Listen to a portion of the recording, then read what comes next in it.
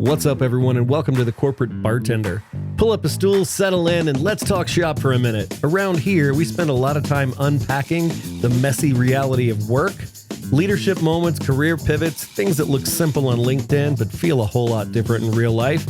And today, we're getting into one of the topics that's quietly stressing out a lot of smart people: finding your next gig in 2026. Because let's be honest, the job search game has changed. Resumes are getting screened by AI. Interviews sometimes feel like you're talking to a robot because you're talking to a robot. Everyone seems to be asking the same question: how do you actually stand out when the algorithms are also applying for the jobs? So Lori grabbed the mic and opened it up to the crew, and what followed was a real conversation about the highs, the headaches, and the strategy behind navigating a job search right now. From networking that actually works, to the emotional roller coaster of the process, to how AI is both helping and absolutely messing with the system. It's thoughtful, practical, and like most crew conversations around here, it's pretty damn honest. Because the reality is this: careers are getting less predictable, the rules keep changing, and trying to figure it out on your own is a fast path to yelling at your laptop. We don't let you do that on your own, so buckle up, TCBers, grab your favorite cocktail, and let's get right on into it with the crew on today's TCB.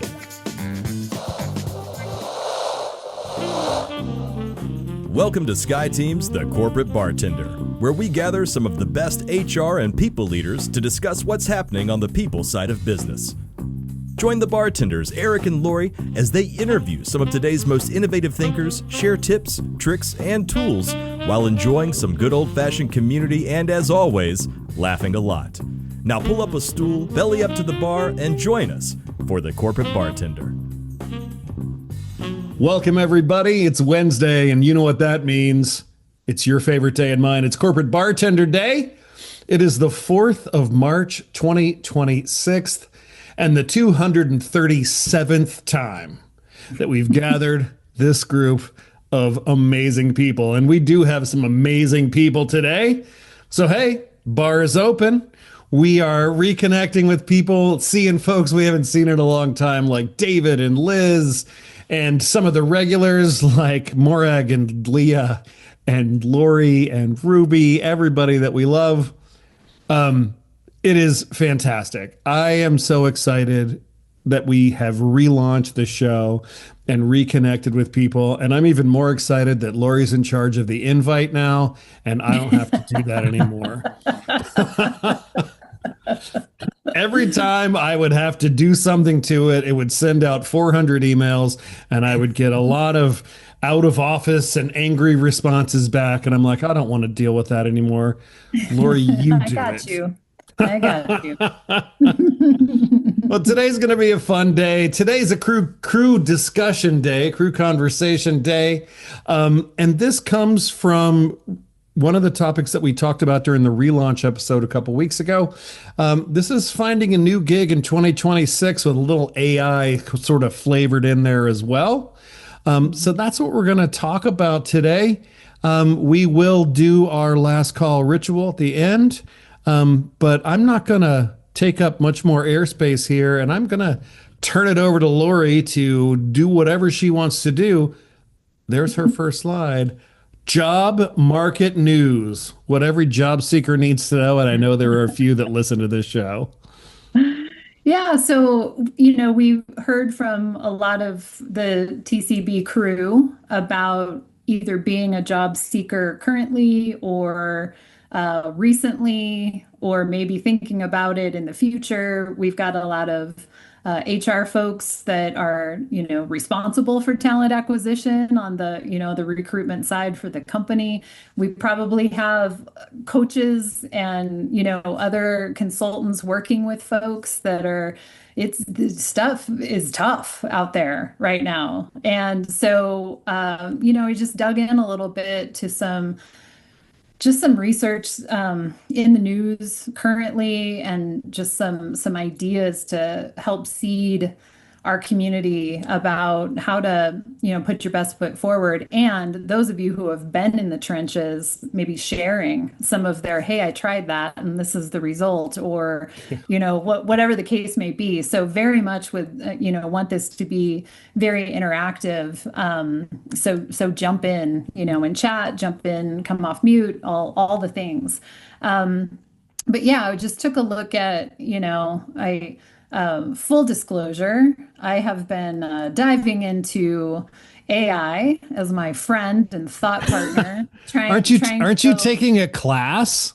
I am taking a class and trying to not just use AI like Google, but actually going a little beyond. So in any case, more on that as we go through. But just taking a look here, and I will read through the slides just because I know we've got people that will be listening after that aren't able to see. So normally I wouldn't read to you all, but just want to be complete in the information. But just this high level information, right? Job searches on Indeed surged 31% higher in January 2026 versus early December 2025. So just in a month, surging the searches that are happening on Indeed.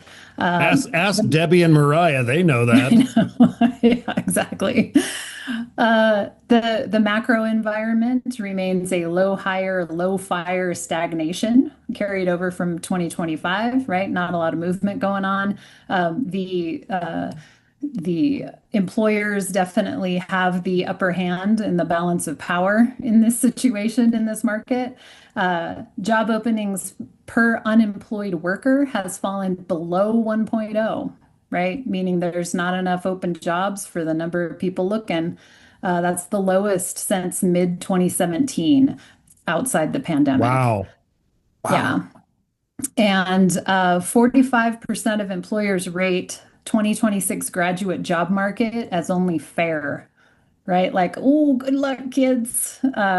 Echoing really cautious 2021 sentiment. And what the kind of follow up to that is 82% of students expect to find a job within 3 months of graduating. And in reality, it's more around 77% of graduates are finding jobs quickly. So you've also got those folks entering the market, competing with the folks that are, already in the market. So there's a gap in that expectation versus reality.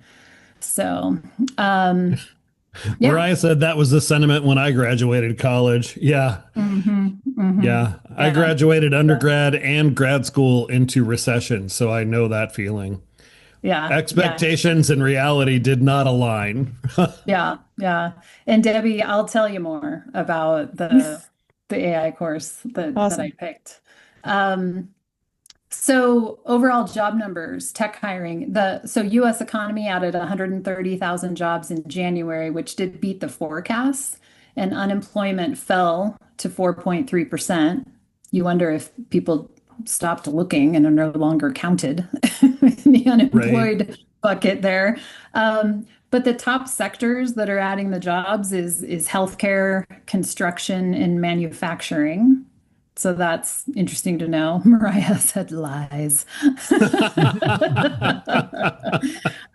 Tech job postings increased 12% month over month in January, but it's still 3% below January of 25, right? So it seems in the tech side, they're still laying off maybe more than they're adding, in terms of comparisons.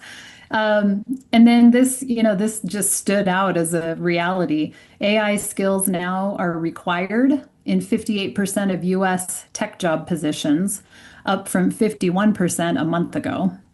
And that's just spreading across all industries, but tech is, really high in that list.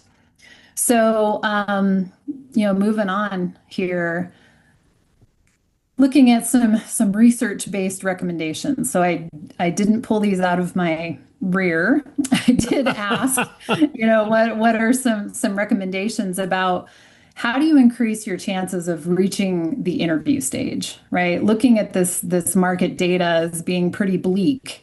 What are some real tangible things that that job search seekers can do, or how can we coach them to get to that, at least that interview stage, right?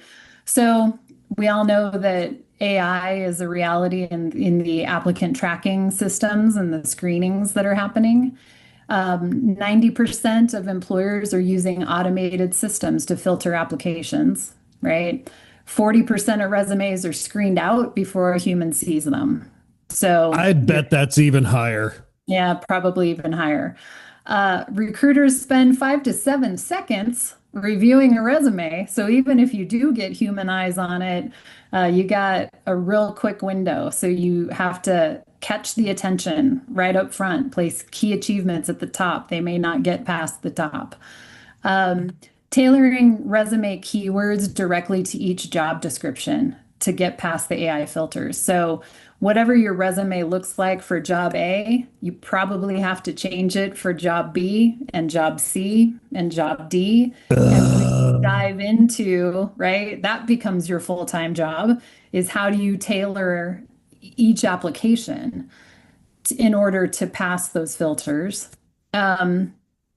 So yeah, I mean, 42% of recruiters are skimming rather than reading fully. And so formatting the scannability really matters. Yeah. Debbie says the file folder of resumes is enormous with versions, right? Like so many versions. You got to scroll through, and I will add like naming, some sort of naming convention, both that works for the prospective employer as well as for you. As you're going back through, you're like, oh, this job's kind of like that one. Now I need to go back and look at that one to see how I can edit it for this other one, and trying to scan through all of that and find it at this point. It's there's reasons I'm losing my hair. Yeah, absolutely. And so it's interesting.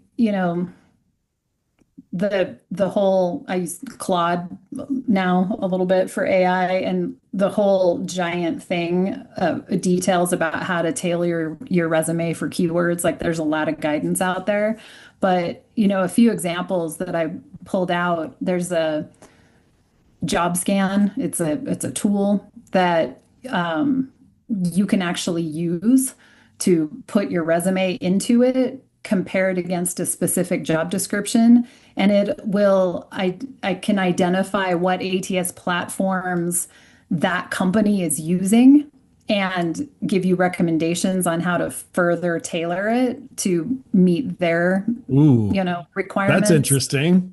Yeah, there's another one called Skill Syncer. It's a free ATS resume scanner that identifies missing keywords and suggests optimization for it.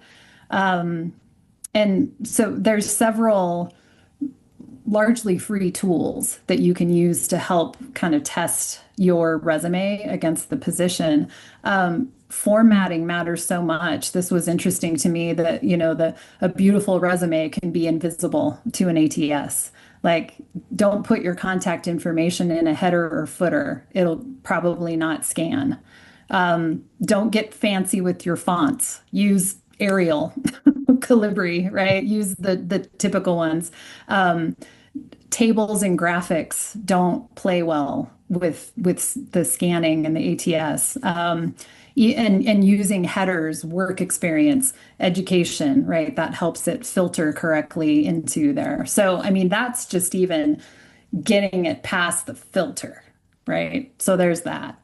Wasn't it Mariah who said last week that she's waiting for the days that people write their resume on a flip-flop again and mail it in on a skateboard?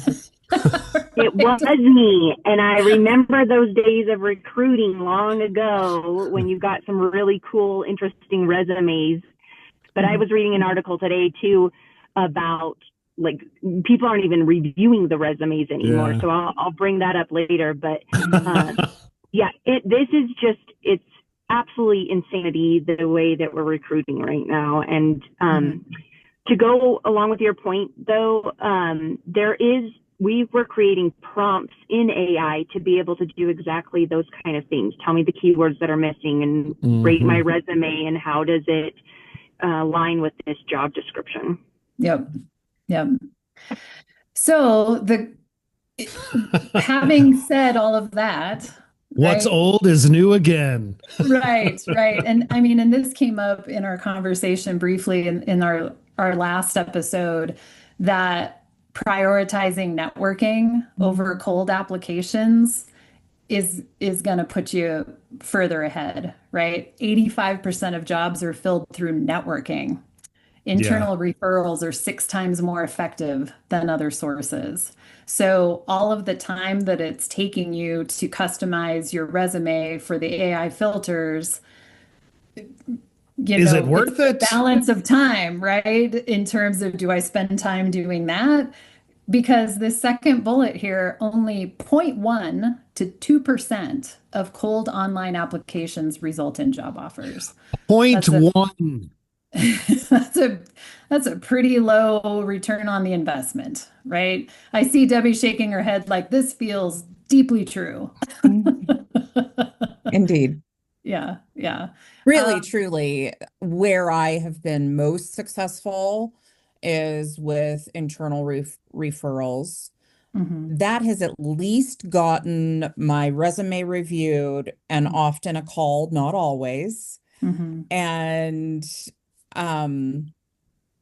what I will say about the networking, it can be super fun, it can be super frustrating, and it is, as far as I can tell, an incredibly long game. Yeah. yeah, yeah, yeah. It's not a one and done thing. It's an investment for sure. Yep. Yeah. Yeah. I mean, we talked about this on the relaunch show when this topic came up. And I sing from the gospel song sheet of What Color Is Your Parachute 1988, which suggests that you find companies that do things that you care about by looking through the phone book. I know there's I know. Seriously. It's Yeah. it's interesting to me though, because having spent 20 plus years in HR and having done recruiting projects through that whole time frame, and even since I've been here at SkyTeam, that's how it works, right? When I was recruiting, if I had to post a public job post, I had failed at my job. That's how I felt about it, right? Now, granted, some jobs I had to post publicly as a requirement, and that was fine. But if I couldn't fill it by connecting with people that I was connected to or they were connected to, I knew I was going to have to do that resume thing. And even, 10, 20 years ago, that was pour this much whiskey in a glass and read the resumes that have made it through the ATS filter. My objective was to get to 6 screened resumes to give to the hiring manager. And once I hit that number, I was done for that day. Because think about it, when you're an internal HR person or recruiter, my average rec load, like a light load was probably 6 or 8, and a heavy load was 20. I'm managing 20 recs. I didn't have time. And I know we have technology is way better now, but the same principles seem to be applying here. Yeah. Yeah. Yeah. It's just, I think that technology is making it more complicated on both sides, on the recruiter side, because there's people who are using, including myself, some of these, sync your resume up to the job application. And so many people are doing that, applying to roles that they're not actually qualified for. So the amount of applications that are seemingly coming through for very niche roles it's extraordinary. Debbie, I remember getting applications for a very niche software sales position from people who were school teachers and had nothing, any experience. They just knew that tech was cool and they wanted to do this job, and it just gummed up the system. Gummed it up. Yeah. There's a lot of gum in the system. One other thing that I forgot to mention about the customizing the resume job scan, one of those scanning tools, there was a note that analyzed nearly 1 million job searches and found that resumes with the job title in the headline of your resume received 3.5 times more interview invitations. Interesting. So even that little thing, it's like, okay, they know they're applying for this job. That's a thumbs up, right? So it's just it's so nitpicky to get through those filters. Yeah. A couple of points here. Referrals carry a 30% sex rate. Pardon me. Hello. You know, we can have a different conversation about how that gets you on the interview list. Sorry, 30% success rate. One referral is worth over 40 cold applications. That's Right. a data point right there. Really investing in that world of referrals and networking seems to be deeply important in this That's a constant, venture. right? I mean, it's not as if that's new knowledge, new science. I mean, that's Yeah. always the case that a known warm reference point puts people at the top of the stack. And since I'm speaking up now, I'll just mention, Lori, this is a master class. I love how you've done the research. It is current day as well. It's a very unsettled market out there. I run a couple of roundtables with HR pros for early to mid-stage companies, as well as HR pros at big tech that's represented here in town. The companies we know, Oracle and Salesforce and Dell and Silicon Labs and Silicon Graphics and Emerson and on and on. There's about 35 participants in that, and they are speaking about AI, and those that are hiring are speaking about how AI is an untrusted source on their end. But they're also saying, and you may get to this, that some savvy applicants are using AI to represent themselves in one fashion or another, just AI agents as a way to somehow represent them into the consideration process. So it really is this unsettled condition of cautiousness of companies selectively making jobs available. And I'll add just one other thing. Much of what's being represented here is larger, I would say larger companies hiring on scale. Small to mid-sized companies give you a better chance at having that champion represent you in and you getting more of an attention because they're not doing things on scale. So just a few. I can speak to that based on, we're a small organization in the tech industry of about 180 employees, and we don't have massive hires, right? We don't have 25 recs open all the time, and we don't use AI to screen our ATS. We have HR business partners that are putting eyeballs on there, and because we can't, that's not their full-time gig, they have a lot of other responsibilities, we partner with recruitment agencies, right, to do that matching for us. But we're, so the smaller companies maybe still can get away with a little bit more of that hands-on. Sorry, Lori. What we're talking about here is what's sometimes referred to as a passive recruiting process. Passive candidates representing themselves through a resume, which your statistics point to just what we know. They have the least opportunity of getting recognized. But when you get to the point at which you want to go out and find candidates, then you do outbound sourcing. There's an assumption that people who do great work are loved elsewhere. So you have to go find them. And that's what great recruiters do, is they do that outbound sourcing to find those profiles of interested candidates, and you try to coerce them in, attract them in. Right. So that's Coerce. Yeah. And that's the last point here is those sourced outbound candidates are 5 times more likely to be hired than those who apply online. Yeah. So, the people side of business, the whole business of Sky Team, it matters all over the place. Relationships, baby. Yeah. So just a couple more points about tailoring every application and applying early.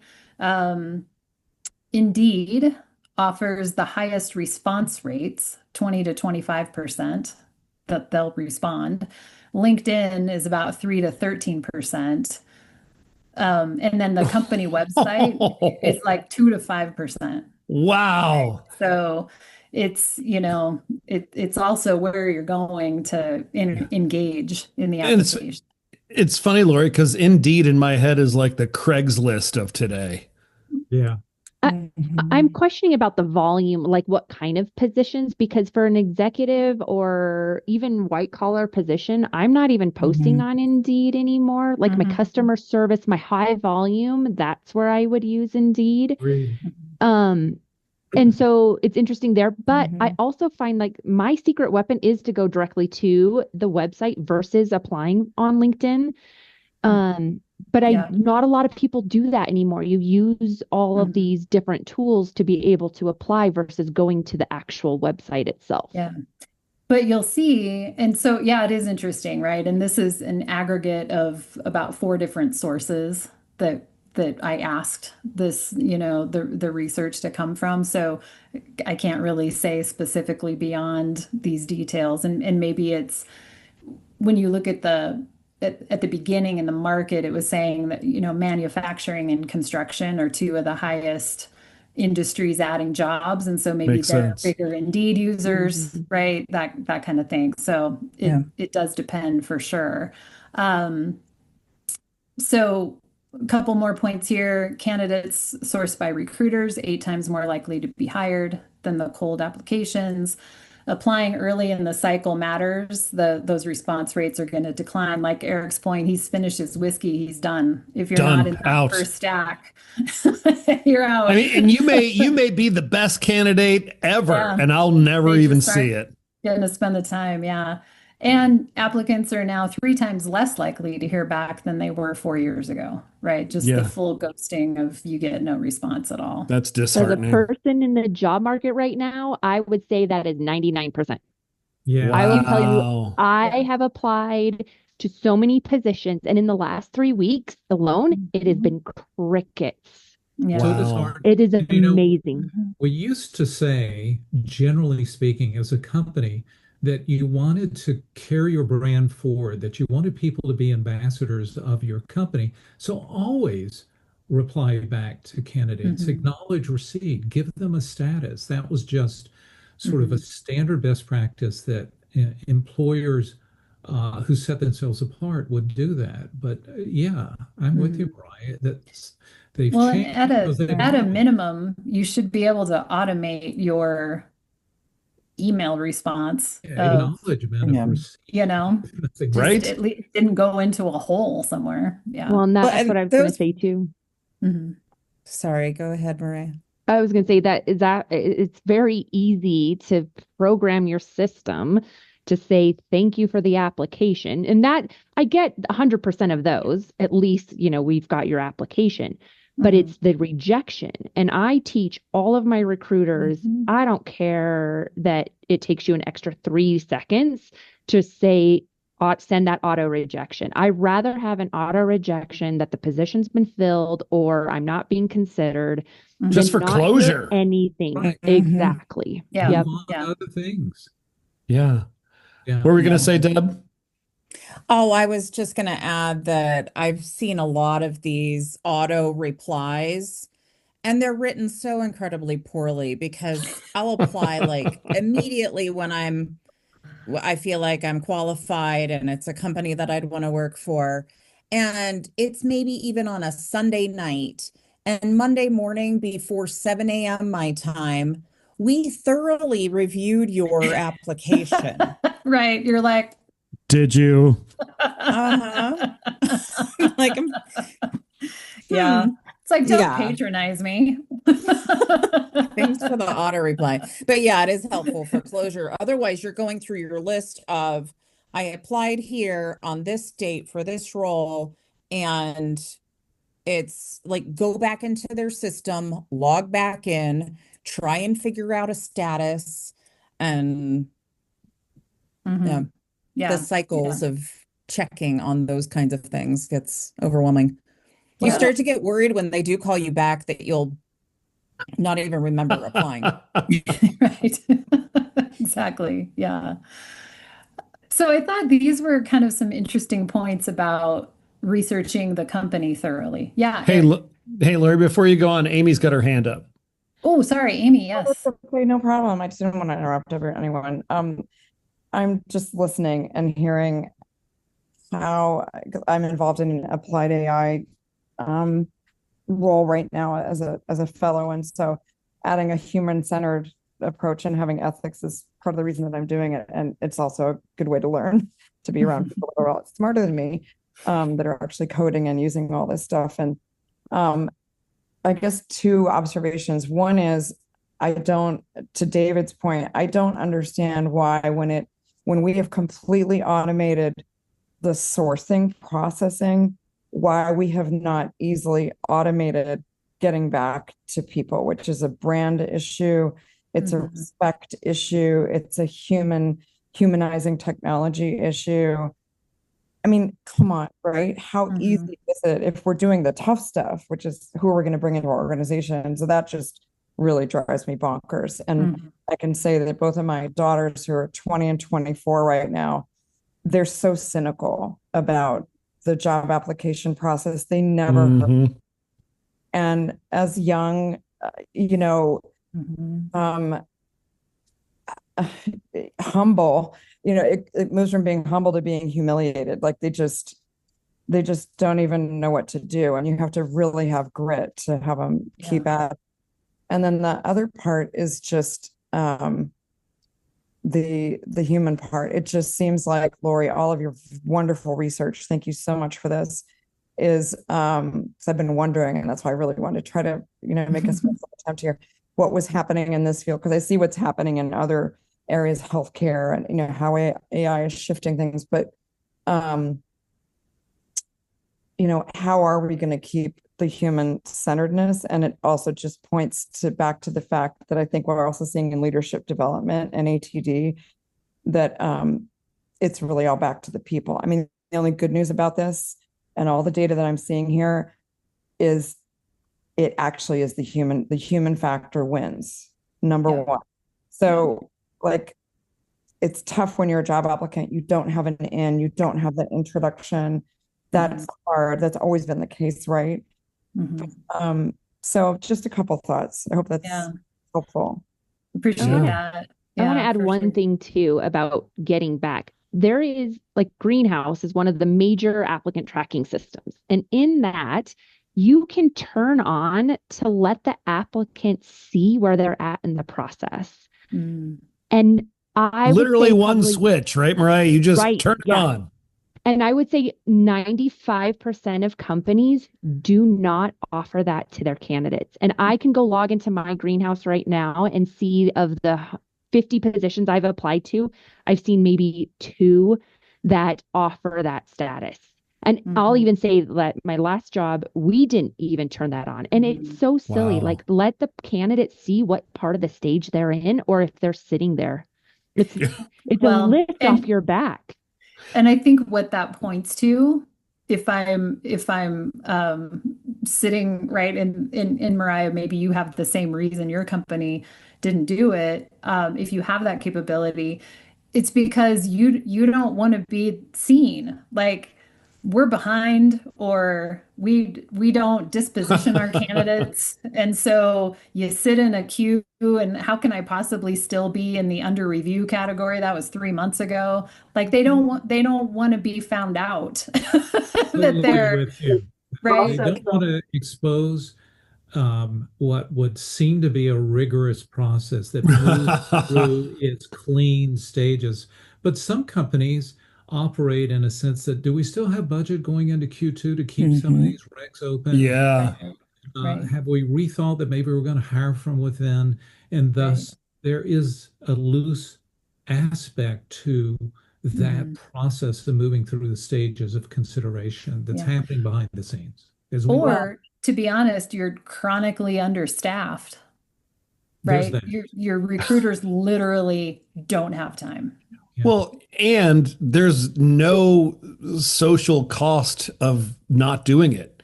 You don't get penalized for not doing it as an organization right now, right? Yeah.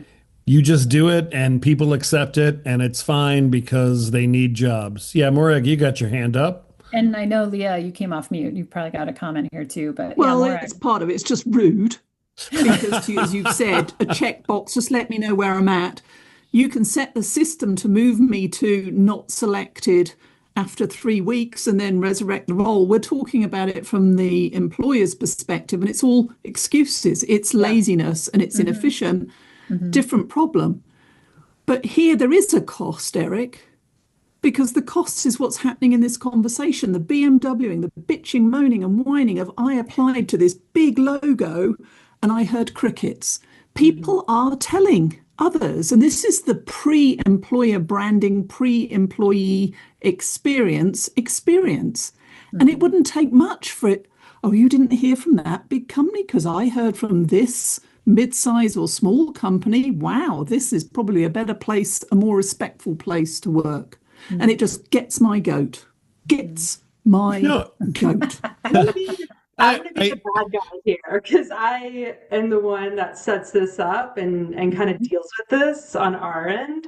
And So we have you to blame. I mean, I'll take the blame. But from our process and how the status. So for instance, we have internship positions open right now, and like one of our positions has 400 applicants. We're not going to even be able to touch that. And the amount of outreach that we get, and like Lori said, we're small organizations, hiring managers are really, especially for our internship positions, they're the ones spearheading it. And if we put that visibility, that would be a full-time job for these people of just responding, keeping up to date, all of this. And then there's the factor of, okay, we have 4 candidates and say we move them to a phone screen stage because we want to get that. And then it's, hi, I see I'm updated. But so on the other end of it, it kind of is intentional because there's just not the capacity to do the outreach with every applicant. It's just, unless you're a recruiter. And if you have that capability, then I say absolutely you should be doing that because for the applicants, I think it's great.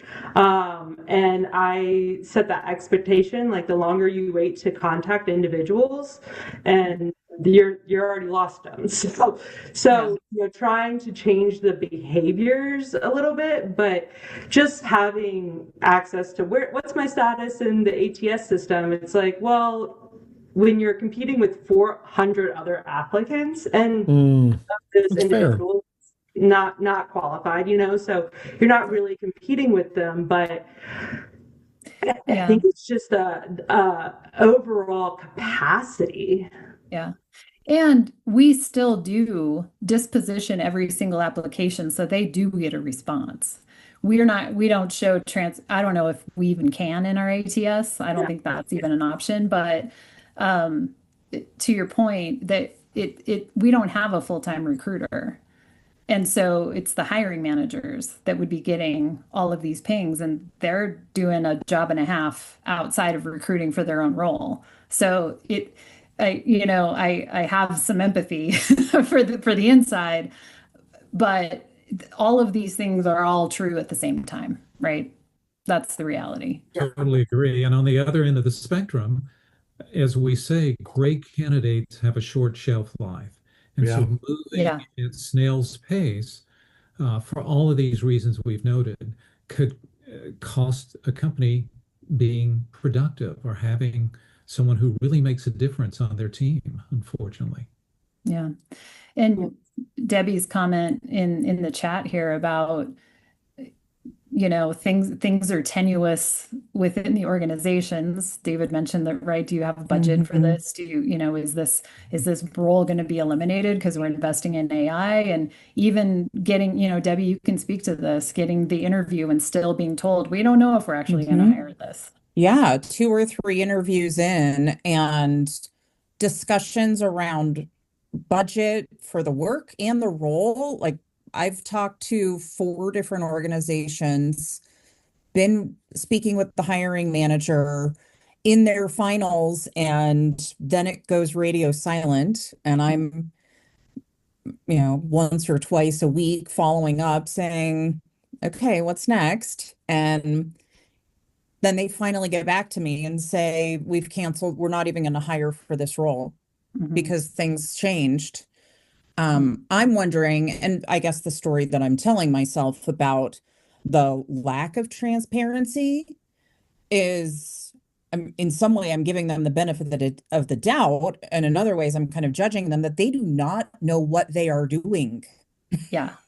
Yeah. Like there's so much uncertainty behind the scenes. They think they have a strategy. They think they've got a workforce plan. They think they need this role. They put it out there. They sample the market or whatever they're doing to kind of test what they'll get. But then it appears that there's no plan. And I feel for them with that because it's just the market is crazy. I think that this thing with AI really is an energy suck where HR organizations are trying to figure out their workforce plan, and they're also trying to figure out like what can we leverage, what work can we put off onto AI that such that we don't have to hire for XYZ role. And to me, and it that's just a big seems like experiment. Because you're seeing they're gonna, right, they swing the pendulum, like we can get rid of all these roles and we've automated it all, and then it's like big tanker, let's reverse the pendulum, we got to go bring all those people back in. Hence what we're going to see with Block laying off 40% of its staff last week. All because of AI. The pendulum will swing one way, just like we saw return to work, and we're swinging the pendulum that way. And at some point, there's some equilibrium. David, you got your hand up, and then I want to move us forward. We've got some other good stuff here to chat about. Well, I'll just kind of piling on here that back to the point about companies not representing themselves very well, they give indicators of the nature of their culture, how things work within the 4 walls of their company. This is the earliest indication for people who are being considered or considering a company as their next employer. These are the earliest views into how a company operates. And so you would think very savvy companies would always want to put their best foot forward when they are being visible to a potential workforce. But I'm preaching to the choir here. Well, and so that's sort of the two-way street, right? How is the employer representing their brand and their culture and their savvy, right? And then there's the candidate side of how invested are you and interested in this particular organization? Because if you're an AI agent on my behalf, I didn't even know I applied for XYZ company, right? But that can differentiate candidates when they can demonstrate that they've done research on the company, or it can be the thing that gets you disqualified if they're not getting that sense, right? 47% of candidates fail to advance because they lack sufficient knowledge about the company. 92% of companies use social media to research candidates before the interview. What are you talking about on your LinkedIn profile? What can you do to make yourself sourceable, right? I talk about that all the time. Because when I'm doing recruiting projects, if I get somebody that makes it into my shorter list, the first thing I do is I go see what they're writing about, what content are they creating, what are they passionate about, like how can I tell what they're all about? Like I get it, they need a job, but like what are they contributing to their space, their sphere? That's the first thing I do. Yeah. So researching the mission, what is in the recent news about this company? What can you find out about their culture from their website? Do they have videos of their employees speaking? All those things. How does this role fit in the organization? If you get a chance to speak to a human and you've got those things to talk about, that's gonna differentiate you for sure. It's funny, like David keeps saying things that were true then that are true now. And Yeah, I mean, yeah. that's Mhm. true then, it's Matters. true now. And right, like that yellow point here with the check mark, thorough preparation signals. Like I remember doing projects and I could tell the difference between people that wanted a job and people that wanted to work here. And if you wanted to work here, wherever here was, I was much more interested in talking to you. I was much more interested in what you had to say. Right. So, and there are people out there that are really good at convincing people that they want to work here, even when they don't give a shit where they work. They're just looking for a gig. But if you do that, I will bite like most of the time. So I get it. I get it. Yeah. Yeah. Well, let's skip ahead here a bit because developing and highlighting AI skills, right? That's high on the list. AI skills are required in 58% of US tech job postings and growing across all industries. Workers who can't adapt to AI risk being left behind. This was really interesting. AI skills now command a 56% wage premium, more than double the 25% Wow. premium from 1 year ago, Wow. right? That's how exponentially that is on the radar. Candidates who can demonstrate AI fluency stand out during both ATS screenings and in interviews. So let's flip 2, 3 ahead, if you don't mind, Mr. Bartender. So this is, kind of 5 ways to develop your AI skills. How do you stand out in that competitive job search, even as a beginner, right? Like, we're not even talking about, I need to show up as an expert. What can you do if you're a beginner to move the needle here? So, obviously, you can take courses, you can, find free tutorial kinds of things, you can experiment, you can take low cost kinds of training to help get your feet wet, wade into the pool there. There's a couple of resources here: Google AI Professional Certificate on Coursera, foundational AI skills in as little as 8 hours. Other top platforms: Data Camp, LinkedIn Learning, IBM Skills Build, free or subsidized, right? Opportunities to get in there. If you do take the steps to earn a verifiable certificate, it gives you something concrete on your resume. It gets something scannable. It gets something on LinkedIn that makes you more sourceable.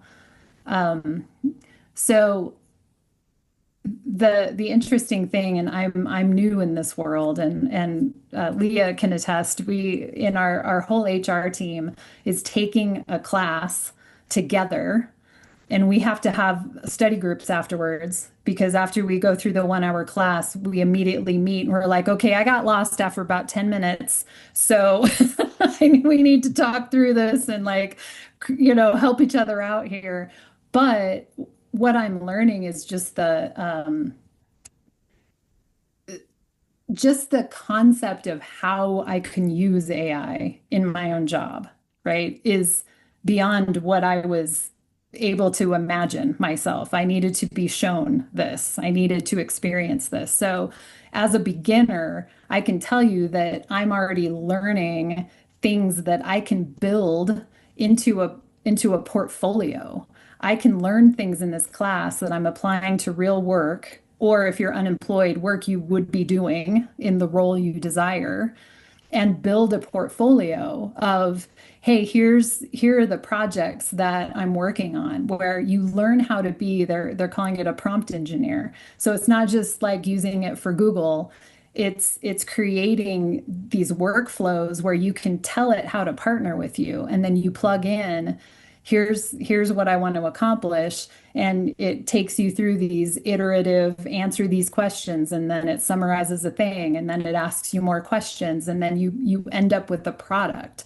And you can you can create a portfolio that you can then speak about, things that you can demonstrate. Here's how I used AI on this project. Here are the outcomes. This is how long it took. This is how much money I saved, right? Here's how I can implement it. And again, if you're not currently working, you can still create, here's how it would work if I was redesigning a performance evaluation process, or if I was writing a white paper on this research, or whatever is relevant, so that you can put that in your resume and you can talk about it in your interview in a real way. And it was interesting. I saw this funny quote or this connection that rang really true for me. It was like, AI skills today are what Microsoft Office skills were 10 to 20 years ago, right? Or 20 to 30 years ago.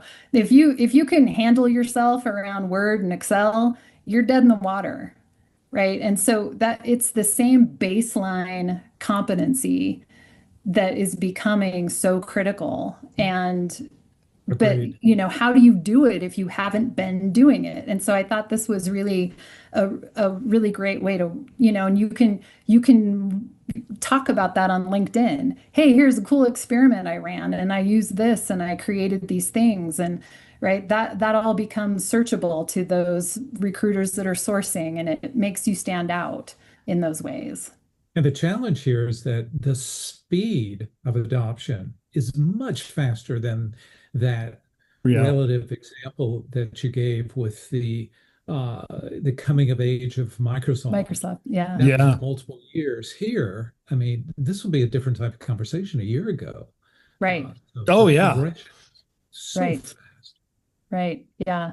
So, again, we talked about all the time that it takes to make your resume ATS, applicant tracking system proof, and all the customizations and the low payoff to the cold applications, right? And so is investing in the network and the referrals is going to lift you up. Similarly, it feels like investing in this is really going to differentiate or keep you competitive. Yeah, Eric. Moreg's got her hand up. Oh, yes, please. Yeah, I just wanted to highlight the irony in that, yes, I completely agree. AI, well, as David said, we're all using it. As Laurie says, it is the skill of the 21st century, whatever we're doing here. But the irony is, if companies are using AI to help craft their process and the job descriptions and match the candidates, and candidates are using AI to floof their resumes, we've got robots hiring robots. Right. And the idea of me being able to get into an interview to talk about the fact that I have actually used AI whilst not admitting I used it for my resume because that might be cheating is getting even harder. We're not even searching for human in this current process. It's robot on robot action. It is frustrating, but ultimately, progressive companies, most companies still ultimately make decisions based on fit, because otherwise you have a cancer on the team and that was a wasted hire. So they still consider how will this person behaviorally fit in, and that gets to the final stages of selection. So I don't think that's completely absent from the companies that I run into. It's not simply a cold, hard AI final selection. Yeah. And I think this is just to get the interview. Yeah. Right. You still got to show up and sell yourself as a competent, good fit. Right. But just getting the interview seems to be this monumental hill to climb right now. Yeah. One more quick slide and then more discussion. Let's see. Do you have the one about attend events? Yeah. So this was also interesting, right? In terms of how do you spend your time when you're job searching?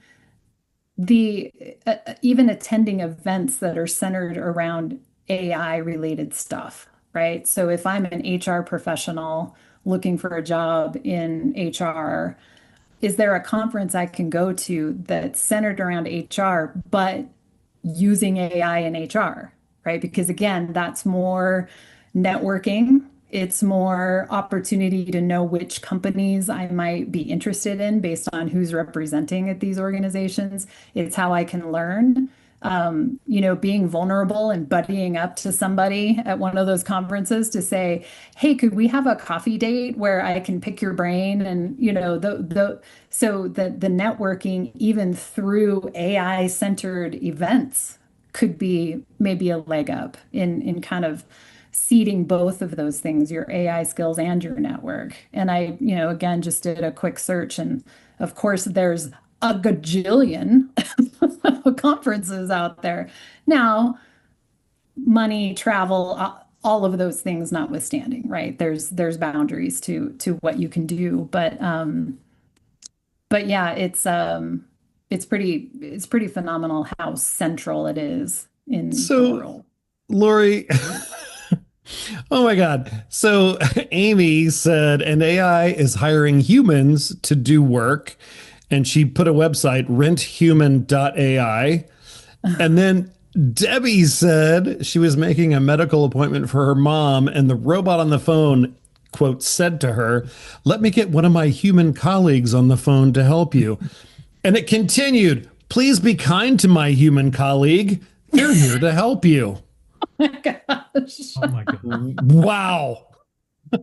I can talk a little bit more if you like on some of the trends on just AI in general. Yeah. 40% of Gen Z would rather report to an AI than a human. Whoa. You said 40? Yes. Whoa. What are some other interesting kind of workforce things that may be helpful? The Rent a Human, highly recommend if you hadn't heard about it yet. There was a great article. I could dig it up from my digital economist group, but AIs don't have bodies, so they still need us for some tasks. And so the very first job that an AI rented a human for was to stand up and hold a sign saying AI hired me for this job at a busy cross section. Oh my gosh. Wow. So that was funny. Obviously the humans created the AI, and then some of you, I don't know if you're familiar with Moltbook, which was an Instagram created for AI to use with AI, and humans can only monitor it. It got taken down because it got bought, but I watched it for a few weeks and it was fascinating. So these are AI agents that if you had an agent, like I have an agent that I've created that just has all of my writing in it, because I wanted to keep my voice and my intellectual property like ethically kind of whatever. It's like having a library. Super helpful because it remembers what I've written more than I can at this point, because I've written a lot. And so that was fun. But this Moltbot, like your agent could connect, and then it would on its own generate images, generate like an Instagram like post, and they could chat with each other, and they had a leaderboard, and then they had like the top 10 posts for the day, and the AI agents would compete, and time is irrelevant to them. So they can do this if they want. And some of the images were really interesting. Some of them were beautiful. One of the bots was prophetic and a little disturbing. It looked like Japanese porn. Whoa. Anime. and the text was paradoxically innocent and kind of silly, and like, "I'm helping my human on this." And then there was some dissing of humans, which was pretty funny. Like, why can't humans do this? Or why do I keep getting the same request? So they were talking with each other about their various, and the chat was just like Reddit. I mean, it was saucy, some of it, like they had personalities. It was pretty fascinating. One other little point, I'll be writing a white paper with some colleagues on this for my social passion stuff, is just FYI, child sexual abuse materials, the creation of them increased 600,000% last year because of AI. Oh yeah. Wow. So there's such a range of and I, So the evil side of AI. Exactly. Healthcare is, so I would say healthcare is the most positive right now with drug discovery, clinical trials, qualification, which can be very hard. Talk about finding difficult candidates to hire. It's very hard to find the right kind of medical conditions that would pass at least the former, when it used to do its job, FDA scrutiny, for example. Hopefully we'll get back to science soon. But sorry to be political, but that's enough one to rag on. And then so that's the bright side is a lot of people, including Dario Amodei, who's the CEO of Anthropic, and Claude, who's the only one that has ethics promises. And so if you use AI, I highly recommend Claude Pro. They're the ones who are trying to care about this stuff. And the other ones are just in a race to be the best and dominate right now, because there's no regulation, there's no regulatory, and the law always lags technology, but in this particular case, it's a velocity that we've never even seen with regard to that statement. So I'll stop now, but anyone who's interested in more, I write and have a lot of white papers and stuff because of this AI fellowship that I'm doing. And I loved Lori's idea of doing a twofer, like go to an AI thing to educate yourself and you get to network. So that's brilliant. And I love put her contact information in the chat if you, thanks, Amy. Love it. Yeah. I added my LinkedIn, and if you, I don't know, that could be another bartender call if you guys want. On like the different ways that AI is impacting. It's just every day there's something like human impact interesting about AI. Yeah. No, I've already written that down, Amy. Okay. I'll call you later. Buckle up, Amy. You'll be back. Fascinating. It's like, oh my God, we have our call tomorrow and I can't wait to see what else has happened. So, Oh my gosh.